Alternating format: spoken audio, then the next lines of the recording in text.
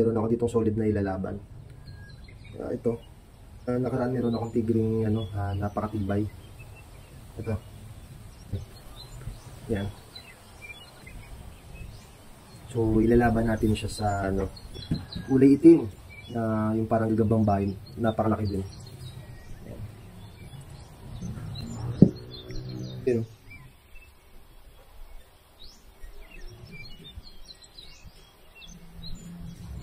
Kita ba? Yan. Ganda na ito mga kasapi. So tingin ko palag-palag to sa itim.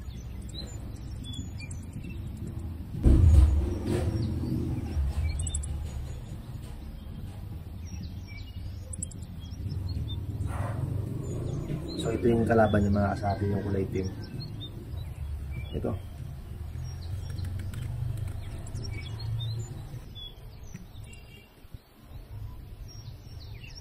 Yan. Laki din. Limaw din itong itim mga kasapi.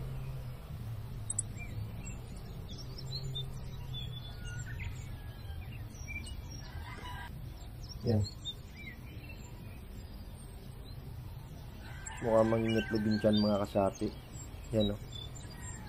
So tingin ko magbibigyan ng magandang laban ito mga kasapi. Yan o.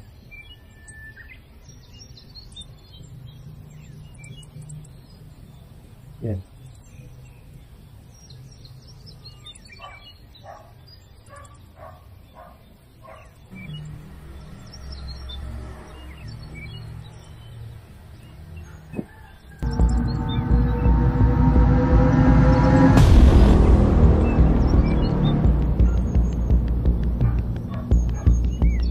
Uy, nalaglag pero naghanap yung tigri mga kasapi. Plus nalaglag. Tingnan natin. Tingin ko panalo tigri dito eh. So paras nalaglag mga kasapi.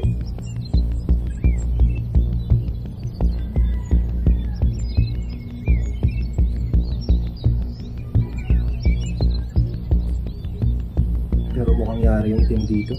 Mukhang napuruhan siya. Yung tigri malakas po. Yan.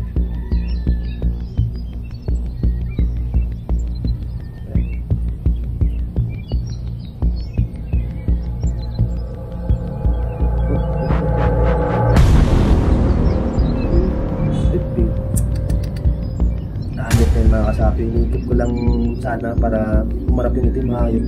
Nalaglag to sinundan bigla ng tigri. Disgrasya pa. Pero dun sa laban na yung mga kasapi, panalo na talaga yung tigri dun. Iniikot ko lang, igaganong ko lang nalaglag sa sapot. Kanina kasi nung naglaban sila, nagsapot sila palaglag sa baba. Eh mababa lang tong, ayan o, yan lang yung patungan ko. So, nalaglag siya sa hig, tapos dun sila umiwalay. Pero nakita ko naghanap yung tigri. Pero talo talaga yung itim dun. Sabi ko nga nang hina yung itim. Yung tigri malakas. So, magaling magpatama yung tigri. Yung babagan sila kanina, dibdib talaga tinama ng tigri. May hirap talaga pag madibdiban yung gagamba. Tapang nito mga kasapi, yung tigri na yan, basta-basta yan. Siya din yung nakaraan, kung maalala nyo, yan sa laban na yan. Siya din yung nanalo. Fast skill din yung kalaban, patay agad, kagat sa likod. Yan. Ganda. Yan. Super. So kuha lang tayong mga kasapi, lulublob ko lang sa dito.